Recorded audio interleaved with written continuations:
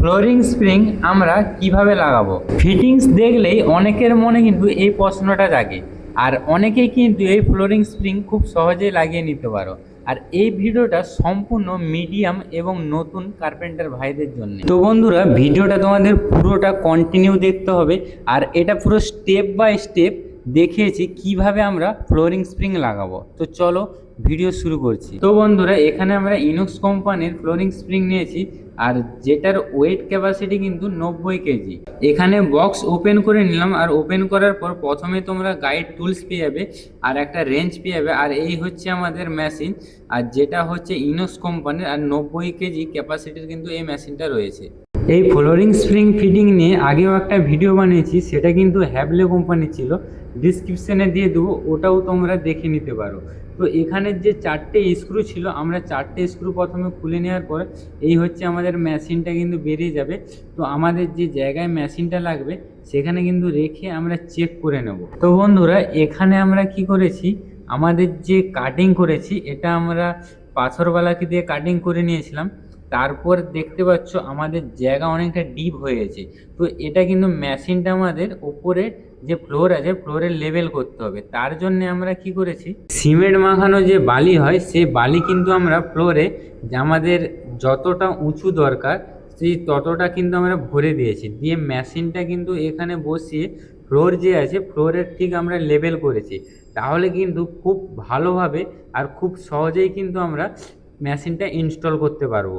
আর ঠিক ফ্লোরের লেভেল হয়ে যাওয়ার পর আমাদের মেশিনের বক্সে যে একটা রেঞ্জ দিয়েছিল, সেই রেঞ্জ দিয়ে দু সাইডে দেখবে এরকম নাট আছে, আর আগেও দুটো আছে পেছনেও দুটো আছে। আর এই নাটগুলো কিন্তু খুব টাইট করে দিতে হবে ফ্লোরের সাথে, যাতে পাল্লার যে চাপ আছে সে চাপে না মেশিন খুলে বেরিয়ে চলে আসে। আর এটা আগের দুটো নাট আছে, পেছনে দুটো নাট আছে, আর এই দেখতে পাচ্ছ পুরো পিছনের দিকেও কিন্তু একটা নাট আছে। আর এই যে মেশিনটা আছে হাইট অ্যাডজাস্ট করার জন্যে, সেখানেও কিন্তু নাট আছে। এগুলো তোমরা মেশিনটা যখন হাতে নেবে তখনই কিন্তু তোমরা বুঝতে পেরে যাবে।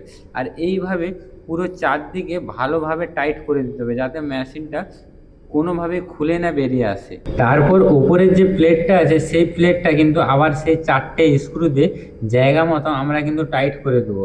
আর এখানে কিন্তু আমাদের মেশিনের কাজ শেষ। তো পাল্লা ঝোলানোর পর এই মেশিনের মধ্যে কিন্তু আবার অ্যাডজাস্টের জায়গা দেওয়া আছে, সেটা কিন্তু তোমাদের দেখে নিতে হবে। তো ফ্রেন্ড, এই হচ্ছে আমাদের ডোর, আর এই ডোরের মধ্যে আমরা কিভাবে ফিটিংসগুলো ইনস্টল করব সেটাও কিন্তু তোমাদের খুব ভালোভাবে বুঝিয়ে দেবো, তাহলে কিন্তু বুঝতে তোমাদের সুবিধা হবে। তো ফ্রেন্ড, এখানে মেশিনের যে বটম পয়েন্টটা আছে দেখতে পাচ্ছ, এটা কিন্তু আমরা 3.5 ইঞ্চি রেখেছি। আর এই হিসাবটাকে ধরেই কিন্তু আমরা পাল্লাতে ফিটিংস লাগাবো। আর এটা হচ্ছে আমাদের বটম লাইন ফিটিংস।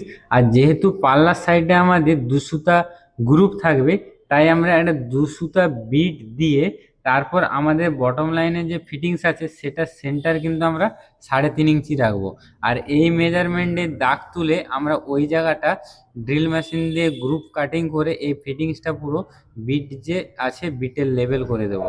আর এখানে আমরা ড্রিল বিট দিয়ে হোল করে নিলে আমাদের সুবিধে কি হবে, বাটালি দিয়ে আমরা যখন এটা ফিনিশিং করব তাহলে আমাদের কষ্টটা কিন্তু কম হবে। তো পুরোটা আমরা বাটালি দিয়ে ফিনিশ করে নেওয়ার পর আমাদের যে ফিটিংসটা আছে সেটা কিন্তু আবার আমরা লাগিয়ে চেক করে নেব ঠিকঠাক আছে কিনা। তো ফ্রেন্ড, দেখতে পাচ্ছ এখানে আমাদের যে বটম লাইনের ফিটিংসটা আছে সেটা কিন্তু আমরা গ্রুপ কাটিং করে আমাদের যে পাল্লার আঁশ আছে আঁশের কিন্তু লেভেল করেছি। আর এখানে কিন্তু সব 2 ইঞ্চির স্ক্রু দিয়ে আমরা এটা টাইট করে নিয়েছি। আর এটা হচ্ছে টপ লাইন ফিটিংস, আর এটাও কিন্তু সেই একই মাপে ওপরে আমরা 6 mm বিট দিয়ে এই টপ লাইনের যে হোলটা আছে এই হোলটার কিন্তু সেন্টার আমরা 3.5 ইঞ্চি রাখবো। আর এইভাবে এটাও কিন্তু গ্রুপ কাটিং করে আমরা ফিট করে নেব। ভিডিও অনেকটা বড় হয়ে যাবে তাই তোমাদের কিছুটা স্কিপ দেখালাম না। তো এখানেও কিন্তু আমরা কাটিং করে টপ লাইনের ফিটিংসটা আমরা ইনস্টল করে নিচ্ছি। তো বন্ধুরা, আমার চ্যানেলে প্রথমবার এসে থাকলে চ্যানেলটা সাবস্ক্রাইব করে বেল আইকনটা অল করে নিও, যাতে আমি যত কার্পেন্টার রিলেটেড ভিডিও আপলোড করব সবার আগে তোমার কাছে পৌঁছায়। আর এখানে কিন্তু আমরা ফিটিংসগুলো সব 2 ইঞ্চির স্ক্রুতে টাইট করে নিয়েছি, কারণ বটম লাইনে অনেকটাই প্রেসার থাকে। 1.5 ইঞ্চির স্ক্রুতে অনেক সময় পাল্লার যে প্লাই আছে সেটা ফেটে যেতে পারে। এটা টপ লাইনের ফ্রেম ফিটিংস, আর এই ফিটিংসটা কিন্তু গ্রুপ কাটিং করে আমাদের লাগাতে হবে। আর এটা লাগানোর জন্য আমাদের টপ লাইনের যে সেন্টারটা আছে ওই গোলের সেন্টারটা কিন্তু 3.5 ইঞ্চি রাখতে হবে। এইভাবে রেখে মেজারমেন্ট দাগ তুলে যে জায়গায় গ্রুপ কাটিং হবে ওটা আমরা গ্রুপ কাটিং করে পুরো ফিটিংসটা কিন্তু ফ্রেমের ভেতরে লাগাবো। আর টপ লাইনের ফিটিংসটা এইভাবে গ্রুপ কাটিং করার পর এইভাবে ভেতরে গলিয়ে এতে যে স্ক্রুগুলো আছে সেই স্ক্রুগুলো কিন্তু আমরা টাইট করে দেবো। আর এটাও কিন্তু অ্যাডজাস্টেবল আছে, সেটাও তোমাদের আমি দেখাচ্ছি। আর এইভাবে টাইট করে দেওয়ার পর পাল্লাতে কিভাবে অ্যাডজাস্ট করতে হয় সেটা একবার দেখে নাও। তো বন্ধুরা, পাল্লাতে যে এই নাটটা দেখতে পাচ্ছ, এই নাটটা কিন্তু স্ক্রুড্রাইভার দিয়ে যখন টাইট দেবো কিংবা লুজ দেবো, এটাই কিন্তু পাল্লা আগে পিছনে হবে, মানে আমাদের সাইডে যে কবজার গ্রুপ আছে ওই দিকটা। আমাদের বটম লাইনে মেশিনে যে ফিটিংসটা থাকে ওটা সোজাসুজি ঘোরানো থাকে, তাই ফিটিংস দিয়ে এটা কিন্তু এইভাবে আড় করে নিতে হবে যাতে আমরা খুব সহজে পাল্লাটা লাগাতে পারি।